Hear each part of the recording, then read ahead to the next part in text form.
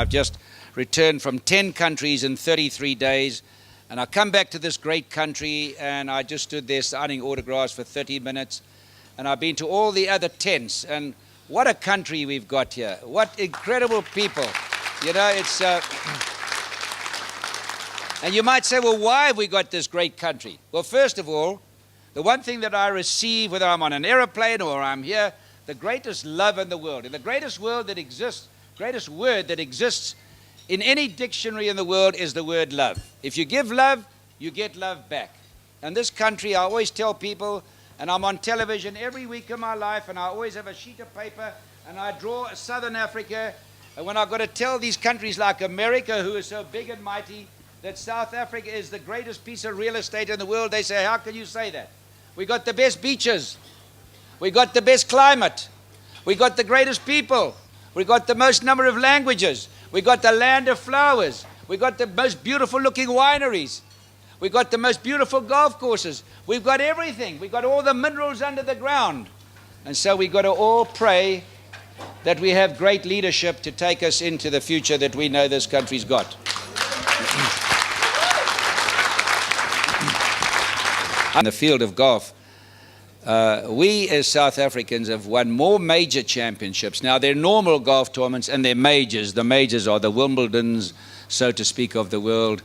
And we've won 23 major championships in South Africa, which is more than any country in the world other than the United States post-war, which is something as a small country we can be very proud of. Why? Because we have a development fund, an organization for young and up-and-coming people. We have the great golf courses, and we have great climates, we have great coaches, and so we're a country that has had a lot of adversity in our history. And I'm often asked, why do you South Africans play so well? Well, we've always had difficulties to encounter in our life, and it teaches you to be tough. And so I'm very proud of our golfers and our rugby players and our cricketers. Look at this, we're going to beat those convicts, those Australians. You've got to have a little bit of luck in anything you do. But I just like to say how thankful I am in my career as a small man to travel around the world and beat all these fellas around the world. It's a gift. I never say that I've won 165 tournaments or I've won this. It is merely a gift that has been... It's merely a gift that has been loaned to me, not given to me. Because I've seen many world champions in golf. They're world champion today. I can name 4 people. They woke up in a month's time and they never played again. So you can never say and take things for granted. You can never take love for granted. Even from your children, they can turn against you. So we've got to keep working at the things that are important to us. But at the same time, the greatest attribute in the world is the word to be grateful, gratitude. It's the mother of all things. If you can be in this room as we sit here today, everyone in this room is in the top 1% in the world. I travel around the world and I talk to a lot of children in poor countries and rich kids. And when I speak to the rich kids and I say, do you have a house? Yes. Do you have a car in your house? Yes. Do you have clothing? Yes. Do you have 3 meals a day? Yes. Now they start to giggle. They think this man from Africa is crazy. And I go through all this list and I say, damn it, most children in the world don't have any of those things. And that's how lucky you are. I mean, we raised 4 million rand last week for children that are lying in the villages in certain parts of the outback in South Africa that can never get to a doctor. They're lying there with a brain tumor or something and they can't get there. We're sending in helicopters, we're sending in motor cars and taxis and people to take them to the first aid and the hospital, the Red Cross hospital in Pretoria. In Cape Town. And then, I think one of the worst words that exists in our dictionary is entitlement. Not one of you in this room is entitled to a damn thing. I made £30 a month. My mother died when I was 8 years of age. My brother went to war at 17. My father worked in the gold mines, never made more than £100 a month in his life. My sister was at boarding school, and I traveled an hour and a half to school and an hour and a half back, and I got home and there was nobody in the house. And there was a black gentleman called John Shabalala, who used to give me a little moroch and putu, and I had to learn to fend for myself. The best thing that ever happened. Because, man, when I had a chance to win the tournament, I made a comparison how I struggled, and I never choked. So it did me a lot of good, and there was no sense of entitlement. And these ladies in Zululand, they go along and they pick all the rubbish up in the whole area themselves, and they must be 60 to 80 years of age. And then they take that and it's all recycled and they get paid for it. And then they planted 1.2 million trees and they're selling that to buy bicycles for their children to go to school instead of walking an hour to school and an hour back. And it's improved their education at the schools by 30%. And education is the light. If ever a country needed education, it's South Africa.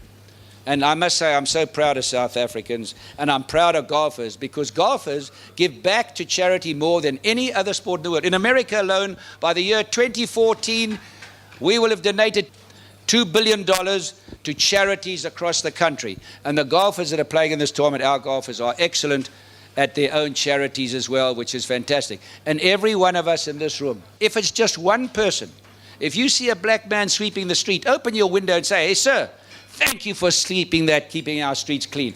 It makes him feel good, man, because he's doing his job. If we can do something just for one person a day in our life, we've contributed to society, and we got a country that'll go from here to I don't know where. There's been a great change in athletics. Unfortunately, a lot of the athletes today, I would say 70% minimum, I think higher, are on performance-enhancing drugs. In the Tour de France, I think, in my personal opinion, that everybody in the Tour de France is on something. The professor at Harvard University in America said it's impossible for a human being to do the times they do unless they're on something. And it's really quite sad that Armstrong has got into the trouble that he has when all the others are doing it as well. And I spoke to the Olympic Committee. I had dinner with them. And they said 1 or 2 young guys were riding just the day before we got there, and they were riding and they all dropped dead of a heart attack through all the drugs that they were taking it.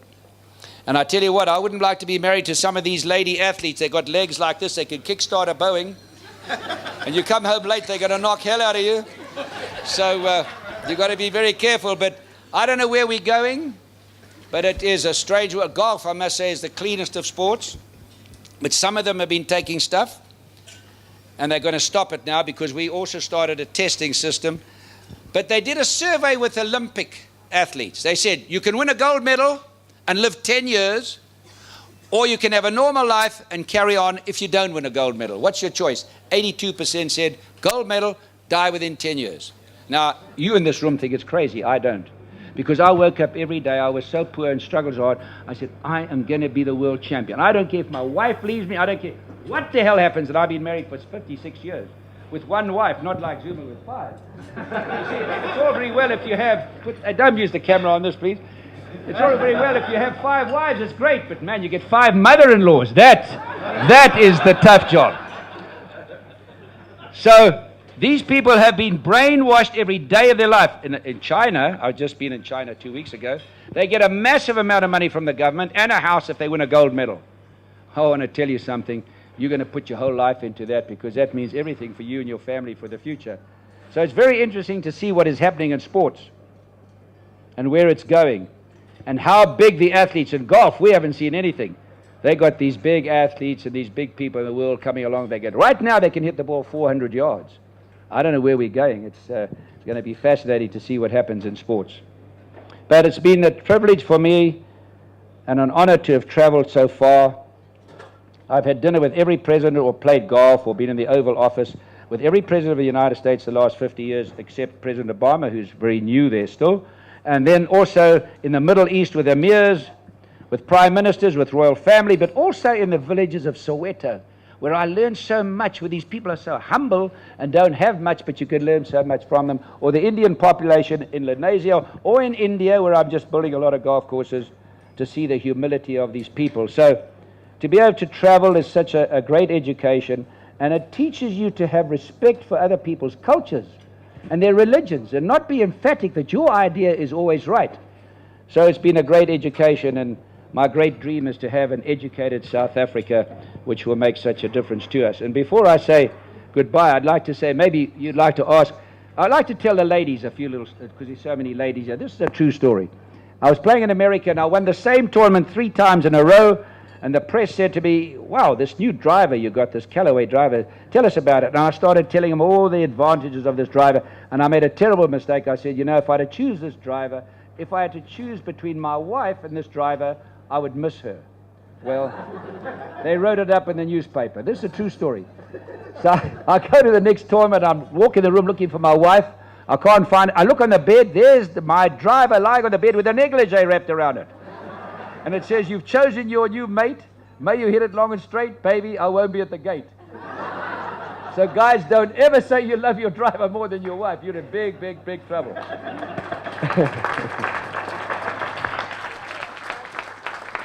Always tell me I've got to go. Man, I'm enjoying this talking to these people. And the other thing is, ladies, my wife had 2 holes in one in the same round. In the same round. And for those of you that play golf, that's 20 million to 1. And you know what I call her? Sir.